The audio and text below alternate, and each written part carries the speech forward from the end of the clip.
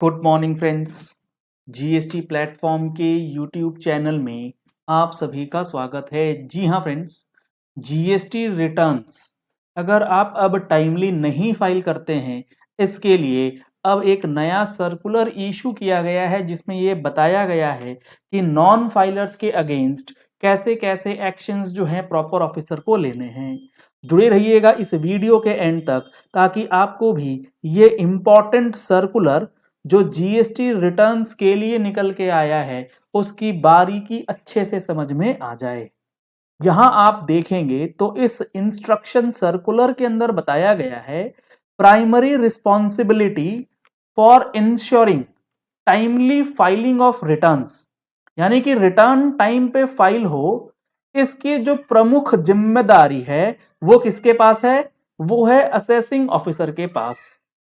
With the help of subordinate, he should secure compliance of return filing, यानी कि return filing की जिम्मेवारी assessing officer की रहती है। If return is not filed, the registered taxpayers shall be contacted over phone by sending SMS, letters और emails to them। यानी कि अगर आप रिटर्न नहीं फाइल करेंगे तो आपको ऑफिसर के द्वारा फोन किया जाएगा, ईमेल पे भेजा जाएगा या एसएमएस के द्वारा इन्फॉर्म किया जाएगा या फिर लेटर्स जो हैं वो आपके एड्रेस पे भेजे जाएंगे। They shall be persuaded by the assessing officer to see that the returns are being filed or not. ये आपको इंश्योर करना है कि रिटर्न फाइल हुआ या नहीं, इस चीज को आप देखें। अब यहां पर जब लेटर, फोन, एसएमएस वगैरह भेजने के बाद भी रिटर्न नहीं फाइल होगा तो उस सिचुएशन में क्या होगा? उस सिचुएशन में एक लेटर दिया जाएगा अंडर सेक्शन 46 जो ये हाईलाइट करेगा कि non filing of returns would attract legal consequences. उसमें क्या क्या चीजें आएंगी?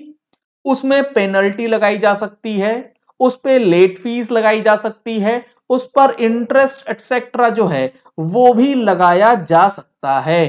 तो यहां पर अगर आप अपनी रिटर्न टाइमली नहीं फाइल करते हैं तो आपको पेनल्टी, इंटरेस्ट और लेट फीस जो है वो लगाई जा सकती है डिपार्टमेंट के प्रॉपर ऑफिसर्स के द्वारा। दूसरा, आपने इन सारी चीजों के होने के बाद भी, यानी कि सेक्शन 46 में आपको नोटिस भेजा गया, इस नोटिस के बाद भी आप रिटर्न नहीं फाइल करते हैं तो आपके ऊपर कार्रवाई की जाएगी असेसमेंट की और कैंसलेशन की।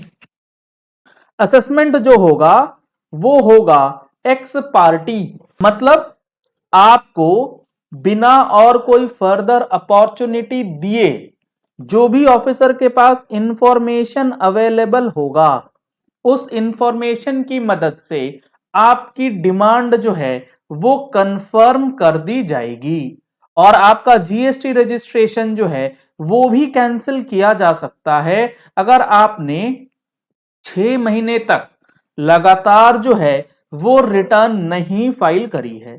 तो यहां पर दो आपके ऊपर एक्शंस हो सकते हैं, सेक्शन 62 के अंदर असेसमेंट एंड सेक्शन 29 के अंदर कैंसिलेशन ऑफ रजिस्ट्रेशन। ये जो सर्कुलर्स हैं इसका एनालिसिस और ऐसे सर्कुलर्स और नोटिफिकेशंस का एनालिसिस आपको हमारे मंथली टैक्स मैगजीन में भी प्रोवाइड किया जाता है। अगर आप लोगों ने अभी तक टैक्स मैगजीन का सब्सक्रिप्शन नहीं लिया है तो दिए गए नंबर्स पे कॉल करके, व्हाट्सएप करके टैक्स मैगजीन का सब्सक्रिप्शन ले सकते हैं और अपने आप को अपडेट करा सकते हैं। अब यहां इस सर्कुलर में आगे बताया गया है कि रिटर्न कौन सी पेंडिंग है तो कैंसिलेशन कब होगा। अगर आपकी मंथली जीएसटीआर 3B फाइलिंग होती है तो अगर 6 महीने तक रिटर्न नहीं फाइल्ड है तो कैंसिल होगा।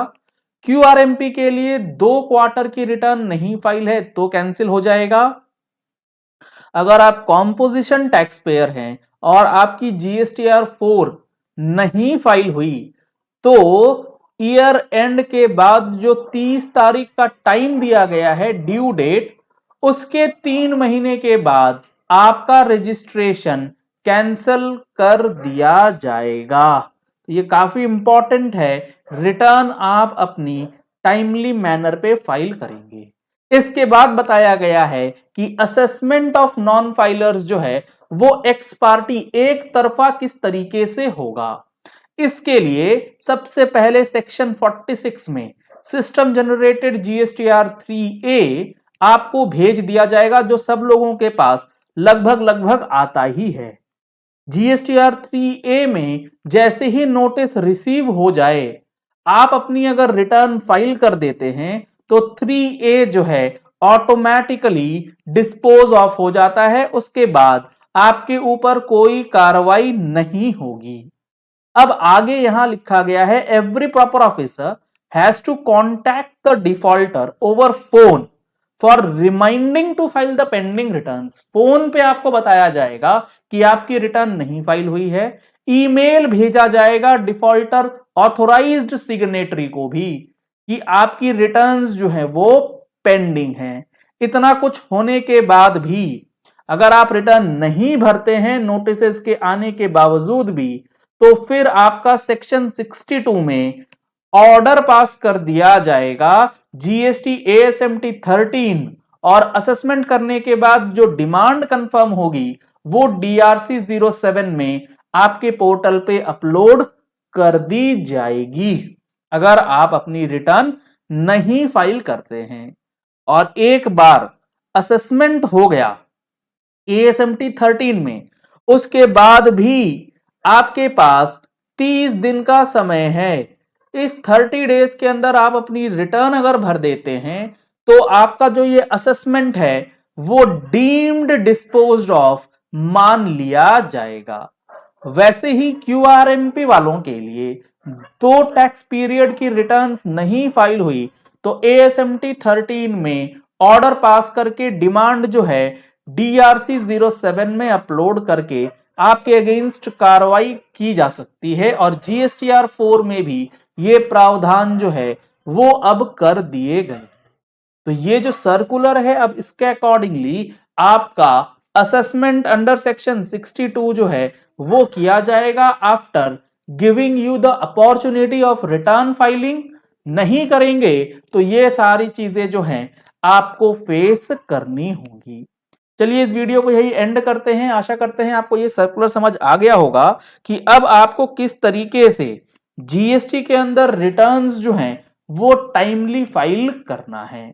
अगर आपने हमारे चैनल पे फर्स्ट टाइम ट्यून इन किया है तो चैनल को सब्सक्राइब करने के लिए नीचे दिया गया रेड कलर का सब्सक्राइब बटन प्रेस कर लीजिए। साथ में जो बेल आइकन है उसे प्रेस कर लीजिएगा ताकि वीडियोस की नोटिफिकेशंस आप तक रेगुलरली पहुंचती रहें। Thank you and have a nice day.